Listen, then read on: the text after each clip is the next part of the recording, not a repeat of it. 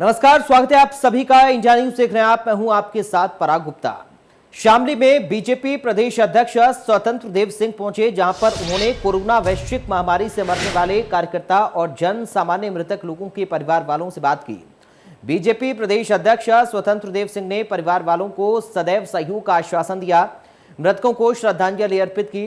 BJP प्रदेश अध्यक्ष शामली के BJP नेता अरविंद संगल के घर पर पहुंचे, जहां पर उन्होंने मृतक बीजेपी कार्यकर्ता अरविंद संगल को श्रद्धांजलि अर्पित की। कोरोना जैसे इस महामारी में मरने वाले सभी कार्यकर्ताओं के परिजनों से मुलाकात की। इस दौरान कैबिनेट गन्ना राज्य मंत्री सुरेश राणा और कैराना सांसद प्रदीप चौधरी समेत सदर विधायक तेजेंद्र निर्वाल और मंडल अध्यक्ष मोहित बेनीवाल समेत कई बड़े नेता मौजूद रहे। राज्य के अंदर एक कोरोना जैसे महामारी के कारण बहुत से लोगों को हम लोगों ने खो दिया है। जन सामान्य से लेकर पार्टी के कार्यकर्ताओं तक। उसी के निमित्त प्रदेश के अंदर प्रदेश अध्यक्ष, जिलों में मंत्रीगण, सभी कार्यकर्ता और जन सामान्य लोगों तक के घर तक पहुंचना है। आज मैं हमारे बीच में हमारे मित्र भी थे, पार्टी के अच्छे कार्यकर्ता जिसे कहा जाए, हंसमुख और परिश्रम करने वाला। मेरा अनुभव पिछले उपचुनाव में हुआ था, लोकसभा का उपचुनाव था, तो मेरे आने का सौभाग्य था यहाँ पर। मैं रुका कुछ दिन। बात ग्रेटर नोएडा की, जहां पर दादरी तहसील पर किसानों का प्रदर्शन देखने को मिला। गेहूं की खरीदारी न होने पर किसान आक्रोशित हो उठे। 10 दिनों से मंडियों में किसान हैं, गेहूं के लिए खरीदार नहीं मिल पा रहा है।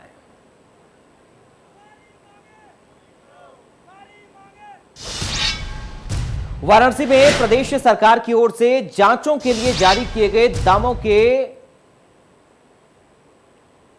इतर ज्यादा दाम वसूले जा रहे हैं। कोरोना काल की ऐसी घड़ी में डायग्नोस्टिक सेंटर आपदा में अवसर तलाश रहे हैं। इसी को लेकर हमारे संवाददाता ने इसका जायजा लिया।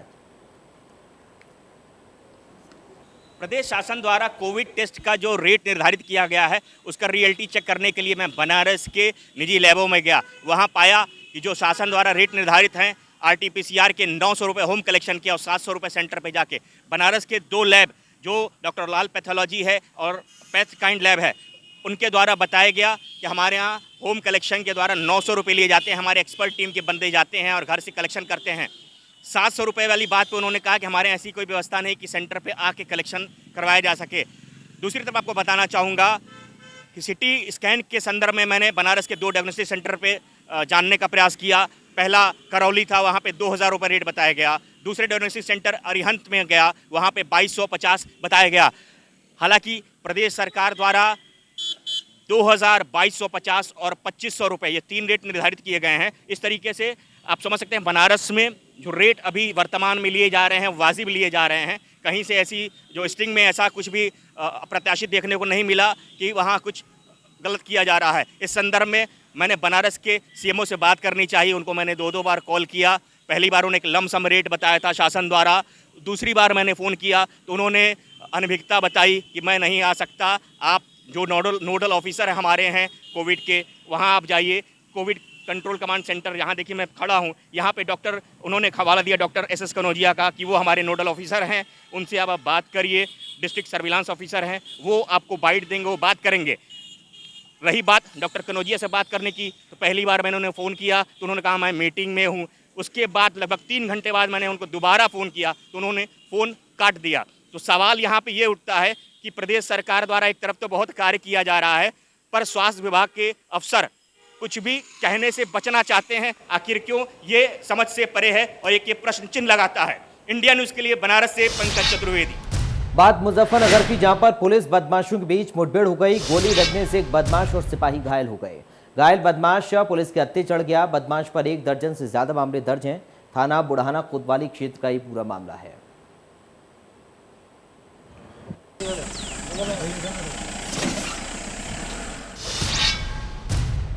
उन्नाव से एक ऐसा मामला सामने आया जहां पर एक युवक युवती ने थाने में जाकर शादी की। दरअसल युवक मोबाइल की दुकान चलाता था, जहां युवती अक्सर आया करती थी। दोनों के बीच प्रेम बढ़ने के बाद शादी का फैसला हुआ, लेकिन लड़की के परिजन इसके लिए तैयार नहीं थे। परिजनों को दूसरी जाति में शादी करना मंजूर नहीं था। हालांकि लड़की के ने परिजनों का विरोध कर युवक से शादी कर ली।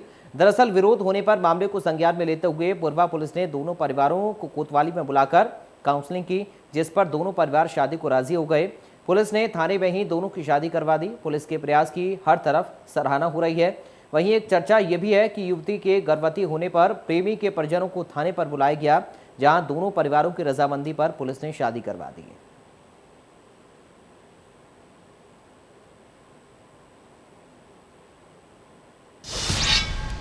प्रयागराज के स्वरूप रानी अस्पताल में डॉक्टर्स की ओर से गैंगरेप किए जाने का आरोप लगाने वाली युवती की मंगलवार सुबह उपचार के दौरान मौत हो गई।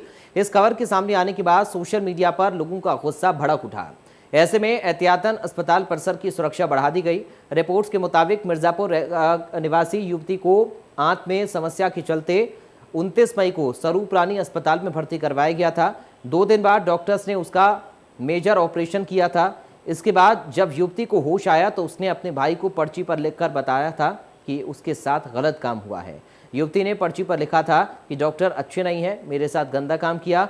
युवती के भाई की शिकायत पर मेडिकल कॉलेज के प्रिंसिपल और सीएमओ ने डॉक्टर्स की एक कमेटी बनाकर जांच कराई, जिसके बाद रिपोर्ट दी गई तो युवती से गैंगरेप की पुष्टि नहीं हुई।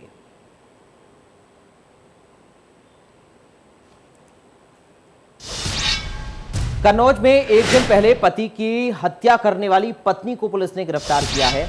हत्यारोपी पत्नी देर रात छिपकर घर में अपना सामान लेने आई थी और इसी दौरान उसके बेटे ने पुलिस को सूचना देकर उसे गिरफ्तार करा दिया।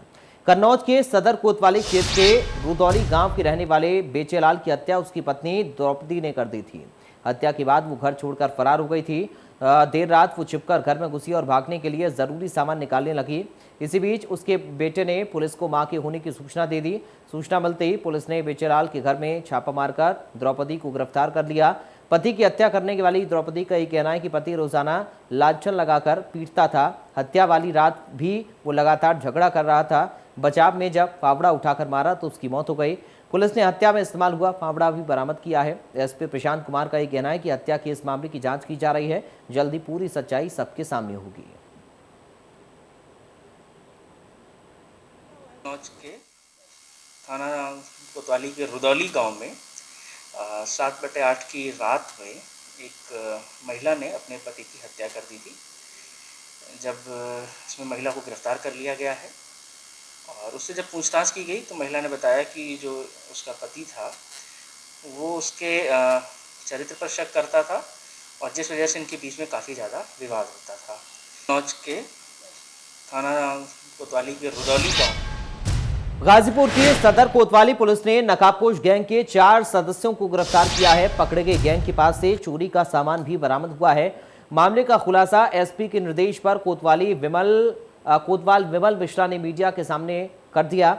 मामले में एसपी डॉक्टर ओम प्रकाश सिंह ने बताया कि कोतवाली क्षेत्र में बजरंग ITI कॉलेज में नकबजनी की घटना हुई थी, जिसमें स्कूल से प्रिंटर, बैटरी, इन्वर्टर आदि की चोरी हुई थी। मामले में कोतवाली पुलिस ने वर्कआउट किया। इस वर्कआउट से नकबजनी की घटना पर रोक लगेगी। कोतवाली पुलिस की इस कामयाबी में एसपी की तरफ से 5000 का इनाम की घोषणा की गई है। बता दें कि गैंग के सदस्य वारदात से पहले ई-रिक्शा के माध्यम से रेकी करते थे, उसके बाद घटना को अंजाम देते थे।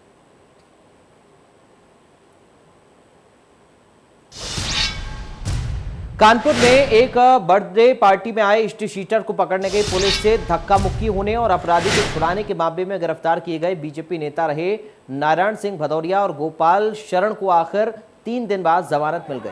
निचली अदालत से अर्जी खारिज होने पर जिला जज की कोर्ट में अपील के बाद जमानत मंजूर कर ली गई।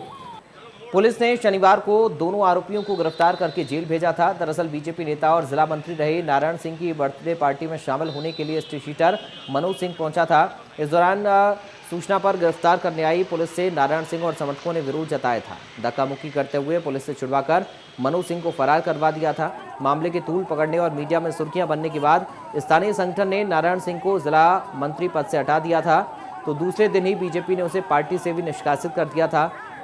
मामले में पुलिस ने नारायण सिंह और उसके समर्थकों पर मुकदमा दर्ज किया था। वीडियो फुटेज के आधार पर आरोपियों की गिरफ्तारी की गई थी।